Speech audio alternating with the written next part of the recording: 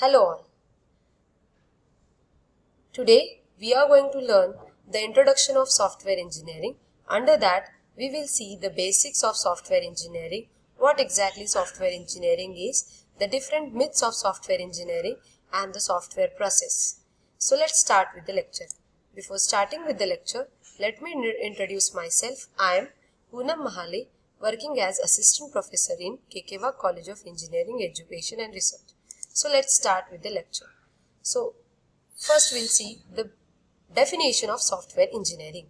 What exactly software engineering is?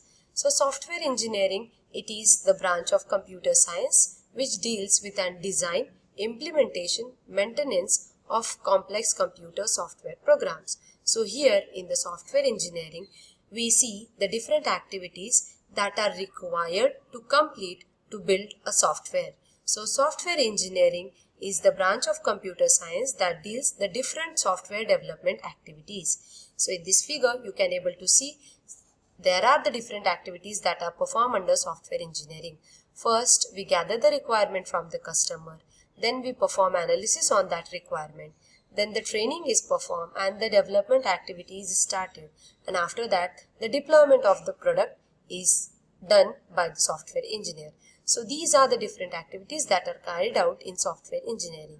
So software engineering, we can say that nothing but theories, methods and tools, different theories, different methods and tools and techniques that are used for professional development of a software.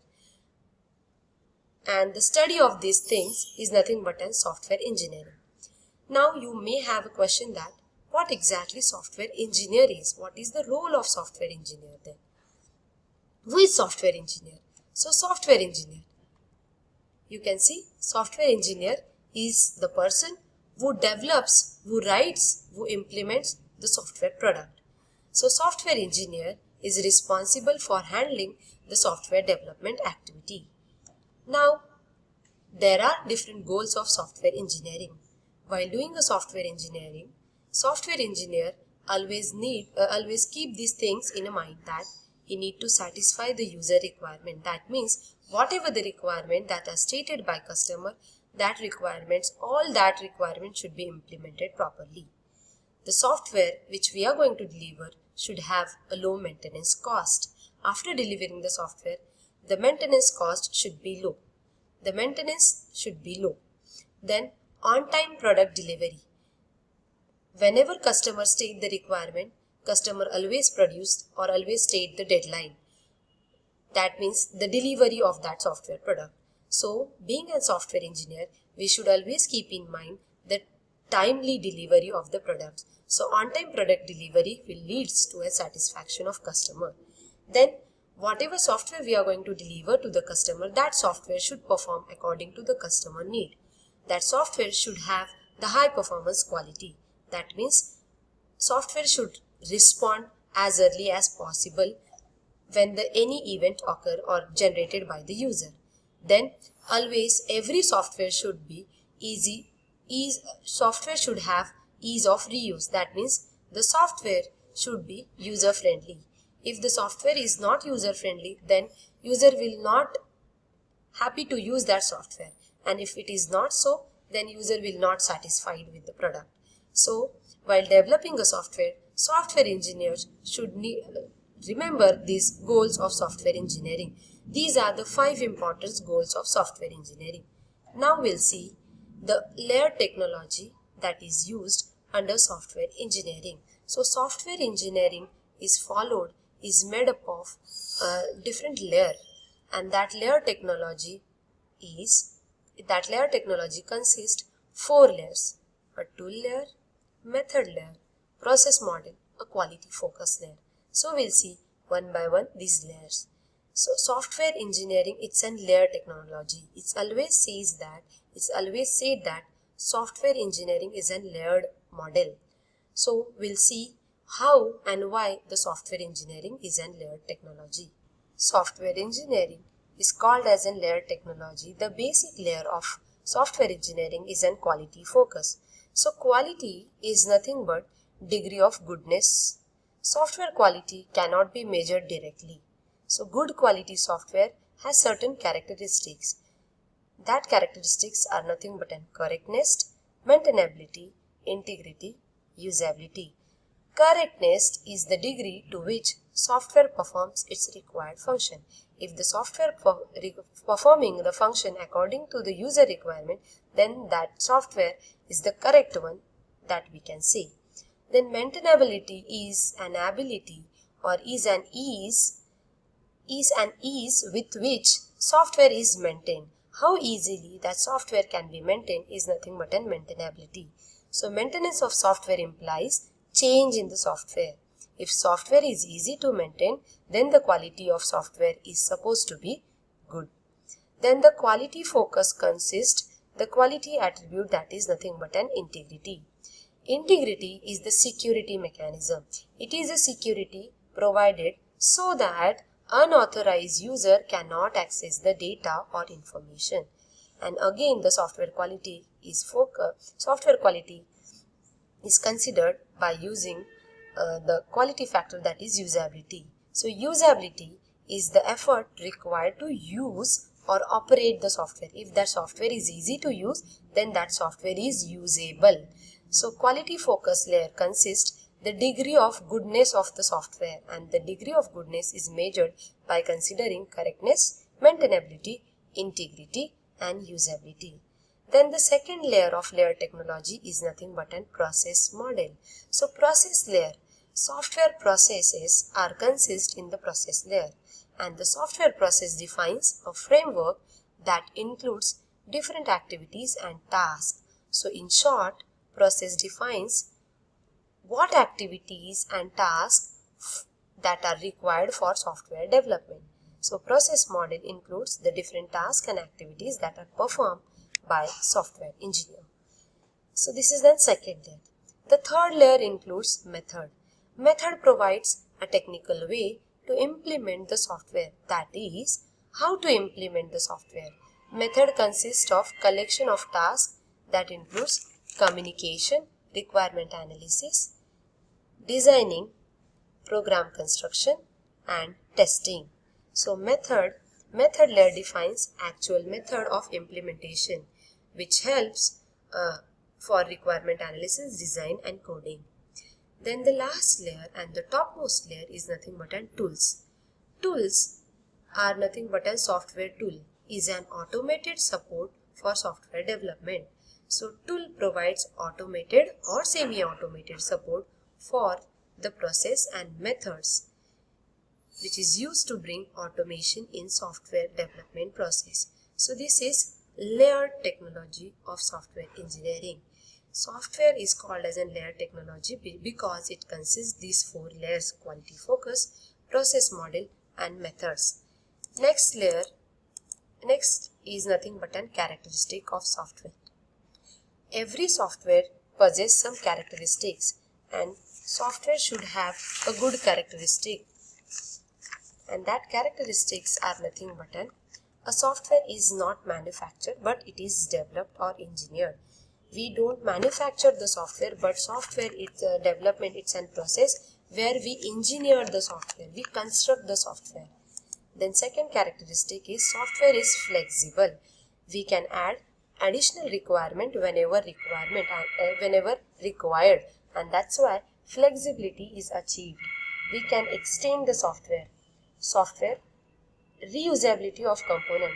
If certain software components are applicable in different scenario which is similar of previous software, then that component you can reusable or reuse. So reusability of component is achieved in the different domain.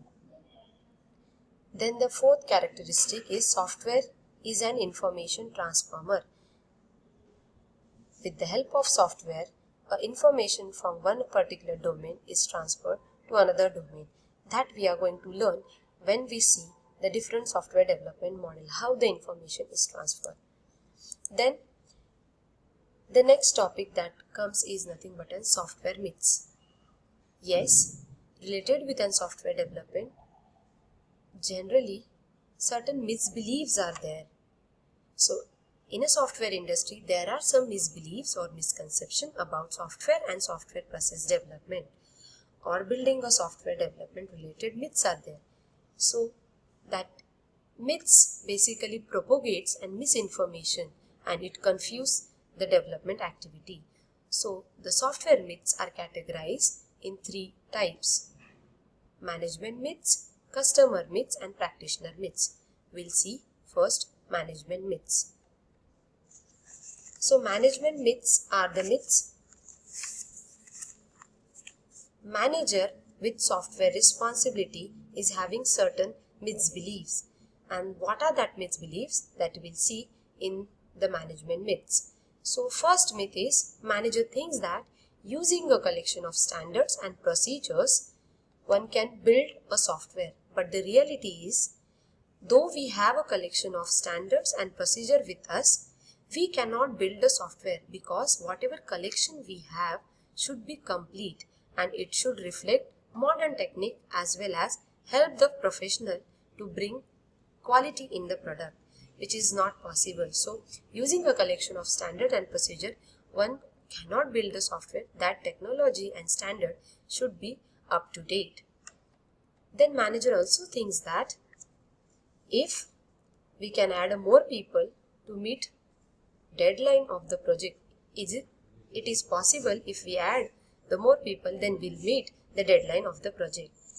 But the reality is, yes, to add more people to catch the schedule will cause the reverse effect on software project. That is, software will get delayed because we have to spend more time on educating people and informing them about project details, right? So rather than reducing the time, it may increase the development time. That means we cannot achieve the deadline. Rather than that, the deadline can be extended if we add more people. So these are the manager myths. Third myth of manager, that manager also thinks that if project is outsourced to a third party, then all the worries of software building are over. But when a company needs to outsource the project, then it simply indicates that company does not know how to manage the project. And sometimes the outsourced project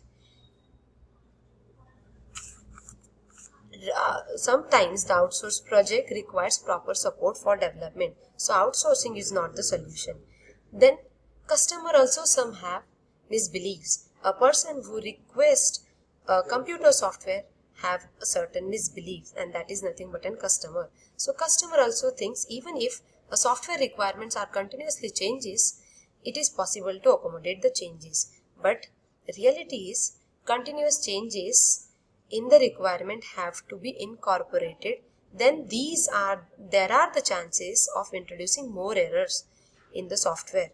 So as well as more design modifications are required. If we add more suggestions or modification, then more modifications are required. Then customer also thinks that we can start writing a program by having a general problem statement. But the reality is, we have to start the program by general problem statement. However, proper communication is required because sometimes the statements can be unambiguous, which leads to a poor development. Then similar with that, practitioner also have some misbeliefs. Practitioner thinks that once the program is running, then it's over. Practitioners are nothing but software beginners. So they think that once the program is running, then that means the software is built. But the reality is, even though we obtain that the running program, but the major part is after delivering the program. Again, practitioner thinks that working program is the only work product that we need to deliver. But the reality is, major component of any software project is the working product, but there are many other elements that need to be given to the customer, like documentation is required. Then practitioner also thinks that there is no need of documenting the software product. It is unnecessary, slows the development process, but documenting helps for establishing the ease of use. Documentation does not increase the time, but it helps for understanding the software product. Thank you all. Hope you understood the concept. Thank you.